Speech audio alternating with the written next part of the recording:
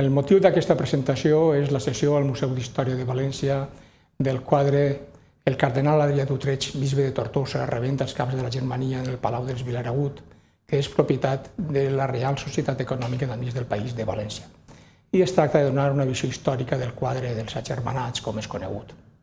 En aquell moment hi ha unes tendències democràtiques especials, conegudes com a sexenni democràtic, que van del 68 a 1875, en què es produeix també el regnat d'Amadeu de Savoia, que va del 71 al 73. El sexenni democràtic s'ha començat al final del regnat d'Isabel II i s'acaba al principi del regnat d'Alfons XII.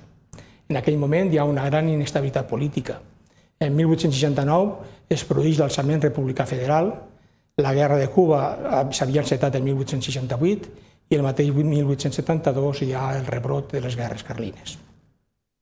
Però la Societat Econòmica d'Amics del País continuava fidel al seu motiu fundacional i treballava pel benestar dels valencians, amb la promoció de la indústria i l'agricultura, entre altres coses fent les exposicions regionals del 67 i del 83, tal com vegem així en aquesta fotografia de la portada de l'àlbum de l'exposició regional publicada per la Reial Societat Econòmica d'Amics del País. En la fotografia de baix podem observar el pavelló de les bombes d'aigua, que donen origen al gran desenvolupament de l'agricultura de regadiu valenciana al llarg del segle XX. Però també fomentava la cultura i les arts en col·laboració amb l'Escola de Belles Arts i la Diputació de València. Per aquells moments s'enceta en 1871 la Fira de Juliol, que és millorada en 1872, i que l'Ajuntament de València sol·licita la col·laboració de l'Econòmica, i així tenim un pavelló de Belles Arts format per la pròpia Econòmica per a fer una exposició de pintures. En 1873, després de la proclamació republicana del cantó valencià en juliol i posterior bombardeig de la ciutat de València, la Fira de Juliol queda molt deslluïda.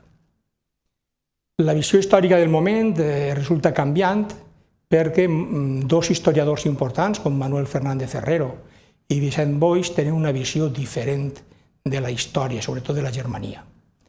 Tot això ho podem veure a un llibre publicat per Fernández Herrero en 1870, però també Vicent Boix participava d'esta visió com a professor d'història catedràtic de la Universitat de València i soci de l'Econòmica. La Germania del segle XVI es veu en aquest moment com un moviment revolucionari precursor d'aquells temps.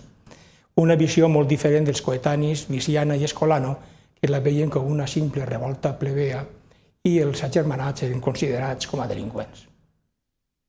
Com a motius de la Germania, Fernández Herrero atribueix l'inici a que després del compromís de Casp arribaren els trastàmares amb noves costums y diu: el despotismo y el Fausto castellano fueron poco a poco viciando el carácter benévolo y sobrio de aquella nobleza y como es consiguiente a nuevas necesidades que satisfacer, nuevos tributos y vejaciones que imponer al pueblo.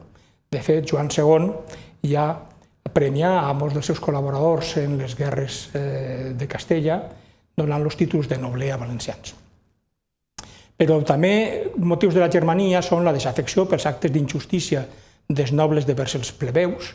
Els nobles eren els encarregats d'impartir justícia i no exercien la mateixa tolerància contra els plebeus que contra els nobles. També s'ajuntà els actes de pirates berebers en la costa i que era la defensa, que era una de les coses que tenien que fer els nobles, també deixaren de practicar-la. Els menestrals, agrupats en premis, solicitaven armar-se davant l'activitat de l'estament militar. S'ajunta també una manifestació d'un brot de pesta que, tot i que no va ser important, sí que provocà l'estampia o l'espantada de tots aquells que tenien possibilitat de viure fora de València i, finalment, la fugida de la ciutat dels regidors, quedant la ciutat de València sense govern. Com a resposta als menestrals, el rei, en carta 25 de novembre de 1519, Carles I autoritza l'agermanament per oficis. Els gremis elegiren un jurat de 13 representants per al govern de la ciutat. En passar la pesta, els cavallers tornen a la ciutat i se n'adonen de la situació, convoquen una reunió de la noblesa i acorden una comissió per a reclamar al rei que prohibira la Germania i que vinguera a València a celebrar corts i jurar els furs com ho havia fet a Barcelona. El rei era molt jove, com vegem en la fotografia en aquells moments, però estava més interessat en arribar a ser emperador d'Alemanya que en complir les seves obligacions devers els ciutadans espanyols. El monarca accedí prohibint la germania, però es negà a vindre a jurar els furs en persona. Una comissió de menestrals va anar a reclamar-li la prohibició i que reconeguera la germania, i la comissió estava formada per 4 persones: Joan Llorenç, que era un home de seny, que tenia molt apreciat per tot el poble, Guillem Sorolla, unes dotes oratòries importants i que era molt aclamat pel poble també, Jeroni Coll i Joan Caro, totes elles 4 persones molt importants dins de la germania. Els nobles i el clero insisteixen a reclamar la presència en persona de Carles I per a celebrar corts, aprovar els impostos, jurar els furs i privilegis i rebre el jurament dels nobles. Davant d'aquesta situació, el rei envia al cardenal Adrià a mediar en la proposta de jurar per delegació. El cardenal Adrià havia sigut preceptor i home de confiança del rei i després, quan el rei arriba a emperador, el convertia en papa. Els nobles es negaren a jurar per delegació i el cardenal s'indignà, envià una carta al rei explicant la situació, carta que arribà en el moment en què els agermanats estaven esperant ser rebuts pel monarca. El rei immediatament acceptà la petició dels plebeus i en carta datada a Fraga ha confirmat tot allò sol·licitat. Autoritzar que s'agermanaren per gremis i continuaren obeint al jurat dels 13.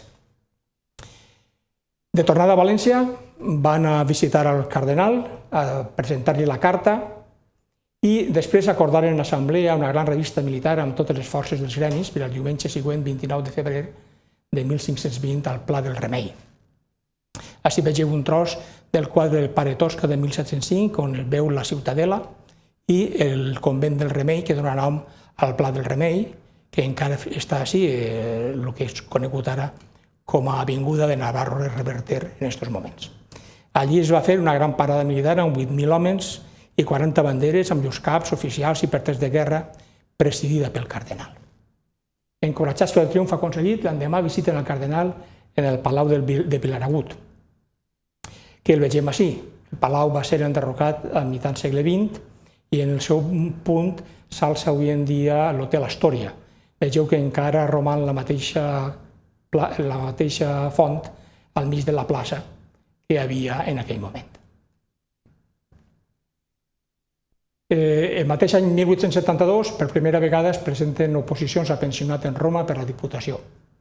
La Diputació ja havia designat un pensionat 4 anys abans, dotat amb 2.500 a l'any durant 4 anys, però havia sigut per designació, no per oposició. En aquest moment es fa per oposició i poden presentar-se tots els pintors que vulguin a aquest concurs.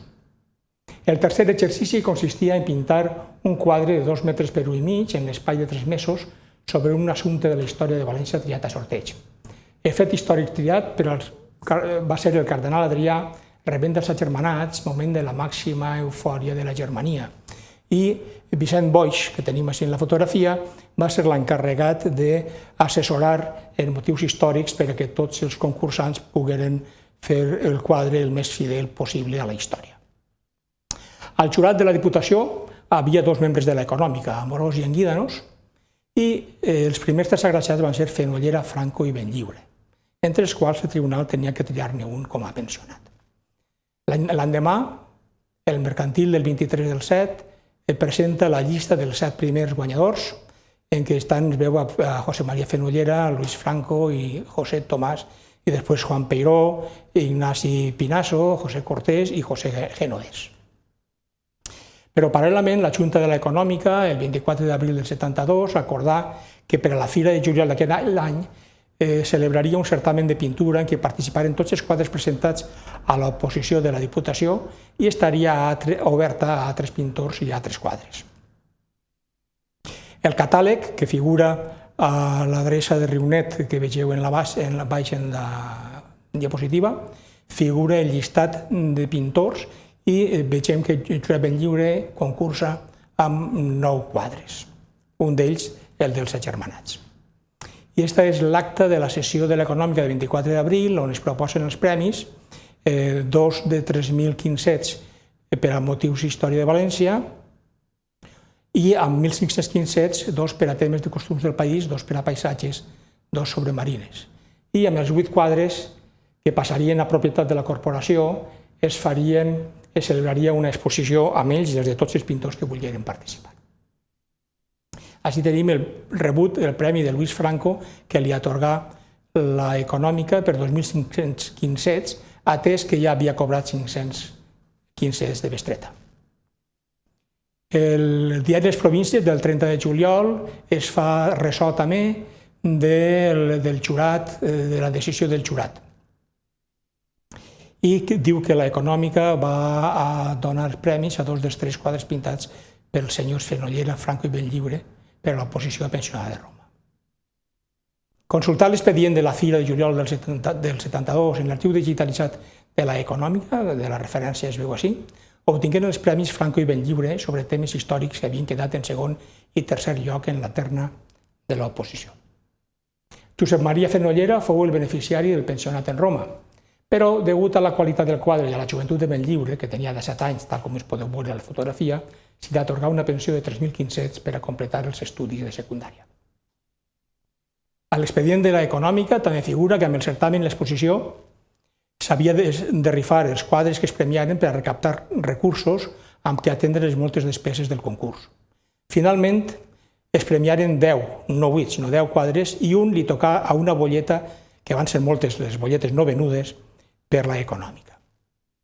Aquest és el cartell de l'exposició de pintures de la Gran Rifa amb els 8 quadres premiats, en què s'indica que l'entrada més una bolleta val 2 quincets i que totes les bolletes suplementàries que es vulguin adquirir costen un quincet.